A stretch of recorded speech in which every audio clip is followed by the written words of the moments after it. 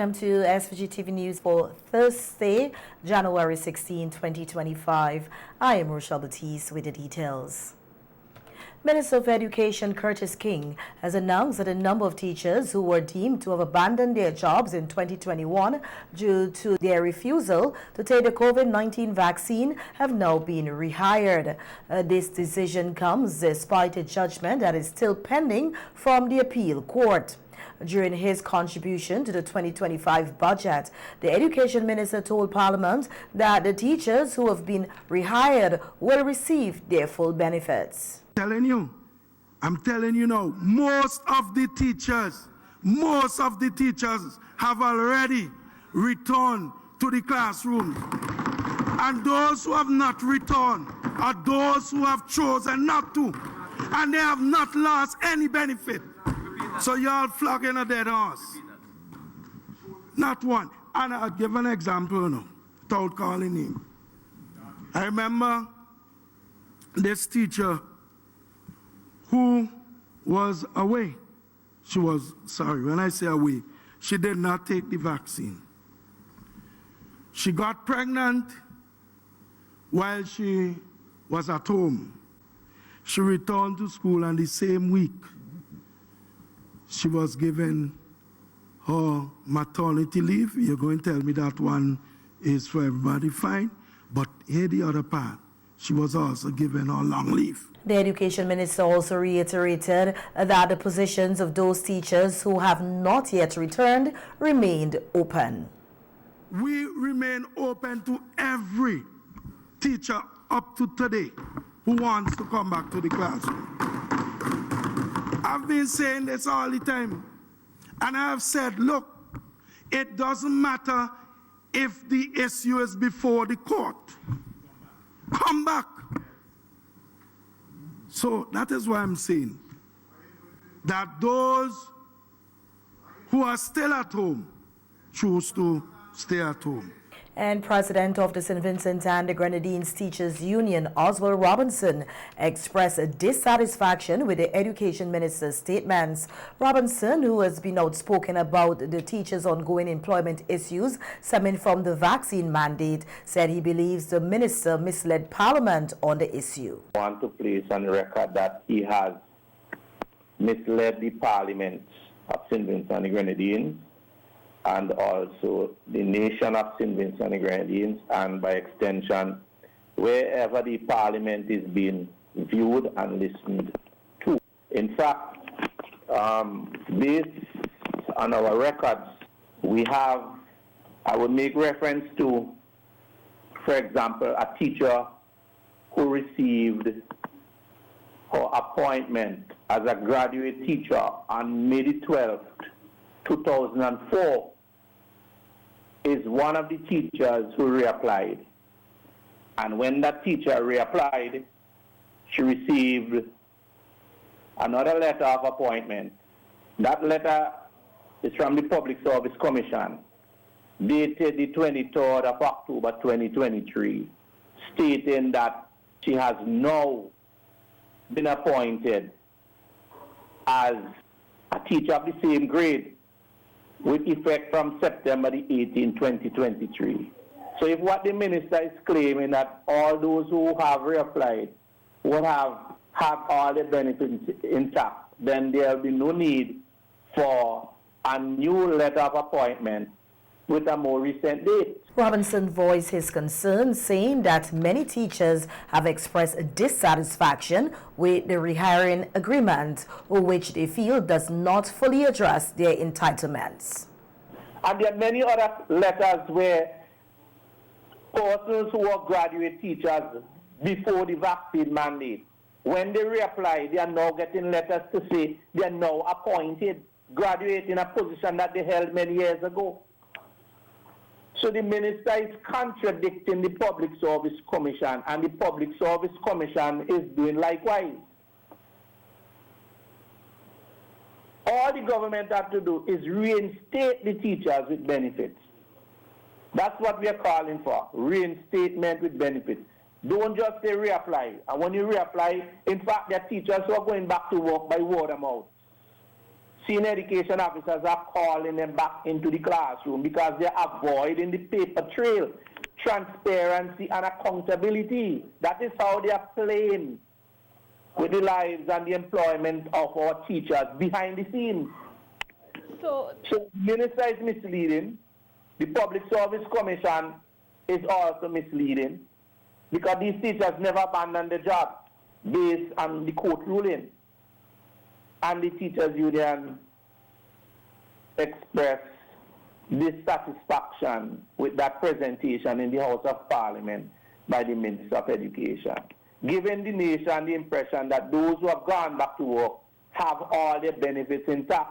That's far from the truth. In other local news now, we hear that the permanent representative of St. Vincent and the Grenadines to the Organization of American States, the OAS, Luan Galen Gilchrist, has assumed the chair of the Inter-American Council for Integral Development, the CIDI, of the organization, a position that she will hold until June 2025. During a ceremony held at the OAS headquarters in Washington, D.C., Ambassador Gilchrist said that during her period, the primary focus would be building equitable and inclusive communities in the Americas, expanding access and opportunities for all. During this semester, the CD will focus its attention on various sectors of the population in the Americas, including the youth, rural communities, and indigenous and Afro-descendant communities, with a view to sharing perspectives and unearthing solutions to the various issues affecting and impacting their daily lives, living, livelihoods, and productivity. To accomplish this, St. Vincent and the Grenadines will address themes aimed at safeguarding social justice and at keeping poverty at bay, by building social inclusion and cohesion while promoting equity and equality. Among these themes are connecting education and employment, improving youth access to labor markets, unlocking the socio-economic development potential of rural communities, and matters related to skills development and growth. For her part, the outgoing chair of the CIDI and representative of St. Lucia to the OAS, Elizabeth Darius Clark, said that over the past 6 months of her chairmanship, the CIDI has engaged in a series of dynamic and impactful discussions aimed at addressing the critical regional challenges of connectivity and advancing integral development across the Americas, culminating with the adoption of the resolution Physical Connectivity to Promote Regional Trade, Investment and Integration for Economic Growth. The vice chair for the second term of the year will be exercised by the permanent representative of Colombia, Luis Ernesto Vargas, who takes over from outgoing vice chair and permanent representative of Costa Rica, Alejandra Solando. The chair of the CIDI rotates every 6 months according to alphabetical order in Spanish. Despite the challenges posed by Hurricane Beryl, the overall arrivals to St. Vincent and the Grenadines have exceeded the 100,000 mark. This was revealed by Minister of Tourism Carlos James during his contribution to the debate on the 2025 budget in Parliament yesterday. Minister James described the achievement as a historic record for the country. As at December 2024, the provisional figures indicate we recorded over 1,471 stay-over visitors to the destinations. This is a 25.6% increase year on year and a 39% increase over our best year 2019, which is pre-COVID. It is the most ever stay-over visitors we have had recorded in this country. The minister further stated that the tourism outlook for 2025 and beyond looks promising for St. Vincent and the Grenadines. Our tourism has not only recovered post-pandemic and from the natural hazards, we are now positioning St. Vincent and the Grenadines as a globally competitive tourism destination. Madam Speaker, in reaching this target, 2 years ago I made the declaration that we'll be hitting this target in the year 2024. And in 2 separate conversations, one with a regional economist at a leading institution, regional institution, and a business development consultant, being cautiously optimistic. Meanwhile, Minister James outlined a number of new projects and initiatives aimed at boosting the tourism sector. Among the key projects are the construction of a zip line along Diamond Beach and the establishment of glamping sites at Richmond. Madam Speaker, we intend to strengthen linkages with other sectors in adventure and wellness tourism, including new glamping sites at Richmond. And Madam Speaker, interestingly, St. Vincent and the Grenadines is first zip line to be installed across the Diamond Beach. I share this now, Madam Speaker, but there are already advanced work in the planning phases with a contractor and an operator, private operator, to facilitate the installation of St. Vincent's first zip line here in this country, Madam Speaker. Adding again value to our destination and our product. For the Grenadines, Minister James listed several initiatives, including the recommencement of the Beckway Regatta, with Sailing Week soon to be launched by his ministry. And in a few weeks, we'll launch officially the St. Vincent and the Grenadines Sailing Week, which will drive growth to our marine sector. It captures both the rebirth of the Beckway Regatta, along with the Bougainvillea Cup, which is one of those long-haul sailing runs to the southern Grenadines. And of course, we have to drive traffic, Madam Speaker, to the southern Grenadines, which continues to recover from the adverse impact of the Category 4 Hurricane Beryl.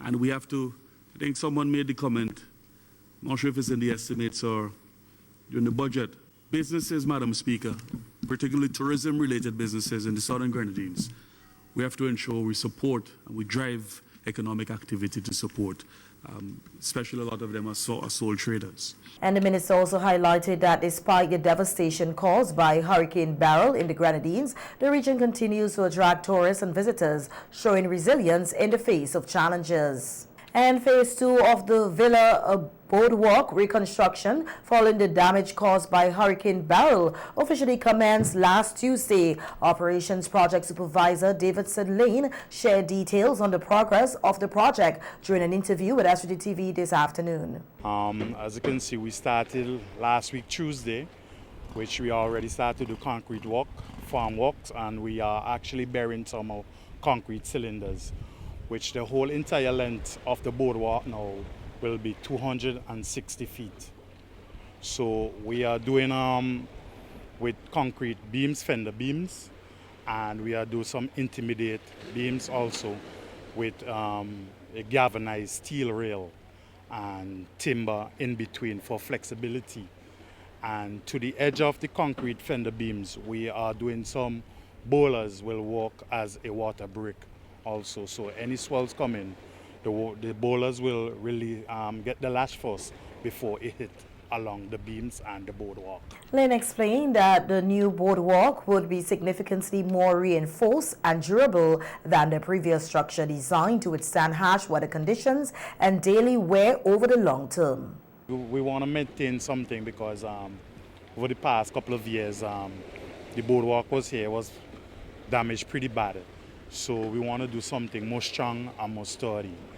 So my boss who actually came up with the design, and we work with that and everything and the design that he gave to us. But the decking that we're going to use, we want to use stainless steel bolts and screws. All right, so that can take the weather from, because how it's against the seafront and everything. So we are trying to source some stainless steel bolts and everything, probably out of Beckway and Mustique, because we don't want in the next couple of years they get damaged. Using Lane also provided an estimated timeline for completion, stating that the project is expected to be finished by the end of February. He emphasized that despite challenges, the team is working diligently to meet its target with minimal disruption to the public. Well, our estimated time, our completion time, we would like to finish it by time the ending of February, which from Monday we'll start to lay in formwork, steel, going forward this week, and by time Saturday we would like to cast at least about 95 feet of concrete. So from there now we will be working going down further, see if we can complete all the concrete works within the next 3 weeks time, hopefully, once no weather no ill and sickness. That's our local news. We hear that St. Lucia Cannabis and Industrial Hemp Bill open for public review. The legislation expected by first quarter of this year.